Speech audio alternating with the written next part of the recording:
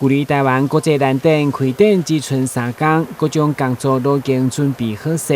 为了邀请大家做伙来台南后壁欣赏世界级兰花水，市府团队结合农粮署、外贸协会，先伫主题馆举办记者会，见证台南 No.1 的兰花实力。3、2、1。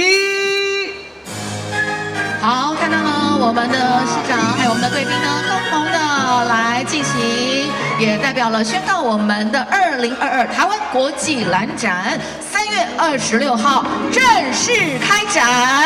大家可以看得到，在我背后，在我环场这边，真的是非常多的兰花，美不胜收。那我们知道，台湾国际兰展已经睽违2年了，所以我们把2年所累积蓄积的整个的资源跟我们的展览的经验，都汇聚在2022年。所以说，我们可以看到许多不仅是奇幻的主题，不仅是鲜艳的兰花，不仅是科技的结晶，还有农民辛勤的成果，通通展现在你前面。所以欢迎3月26日到4月5日，欢迎来台南，欢迎来后壁。天办2档，今年再次登场的台湾国际兰展以奇幻世界作为主题，其中郭新良嘛到场推荐场馆的设计甲多样化的兰花品种，拢予人全新的感受。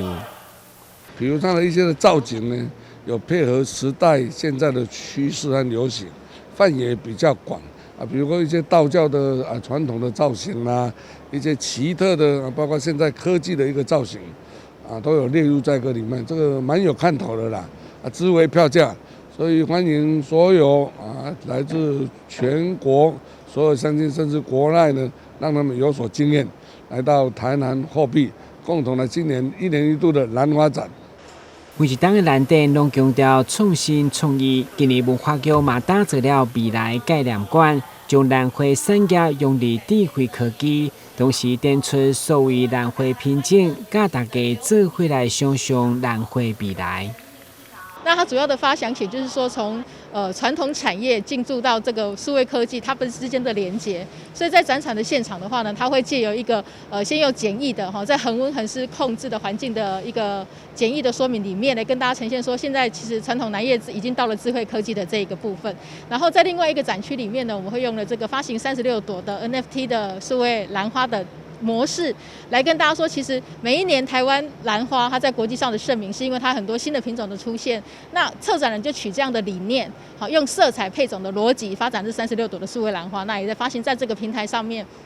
兰展将伫3月26到4月5号开展，需要购票入场。对今日到3月25，先买犹太票是200块，展览期间全票则是250。欢迎大家把机会进入兰花世界，马用行动支持台湾农业。台南新闻管制何超邦采访报道。